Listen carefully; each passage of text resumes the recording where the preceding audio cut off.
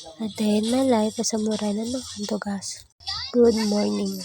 Nakita ko nga po pala yung laptop ni ate, kaya lumapit ako at ni-check ko. At nung nakita ko hindi connected sa wifi, agad ko itong ni-connect. At nahirapan pa nga ako dyan kasi ayaw niyang makonect sa wifi namin.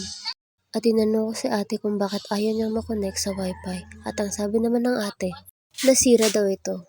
Saka nga po pala nagpaturo nga po pala ako dyan kay ate kung paano to gamitin. Kasi alam niyo naman hindi tayo mahilig sa ganyan. At tingnan niyo naman mga bestie, feel na feel talaga yung paghawak niya sa mouse. Inutusan ko nga po pala si ate na videohan niya ako. Sabi nga po pala ng kapatid ko dyan, ate pwede ka na mag-teacher kasi ang galing mo. Natawa na lang ako sa sinabi niya.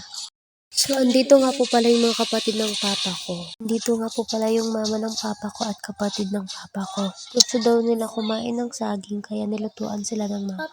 So, dahil sinabihan ako nila na gusto daw nilang manood sa laptop ni ate ng movie, kaya pinaghirapan ko itong i-connect sa wifi. Kahit di marunong.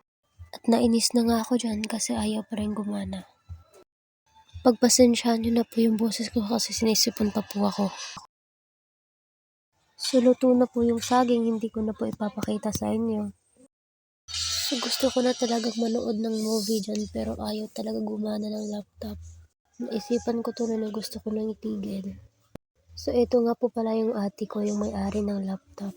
Lumampa pa nga ito eh. So, ito guys, kumain na nga sila. At niyaya na nga nila ako dyan pero hindi ako kumain kasi inuna ko yung laptop. Hanggang sa nakonek na nga, sobrang saya na nga ng ate ko at nila mama dahil nakonek ko raw. So hanggang dito na lang guys. Salamat sa panonood.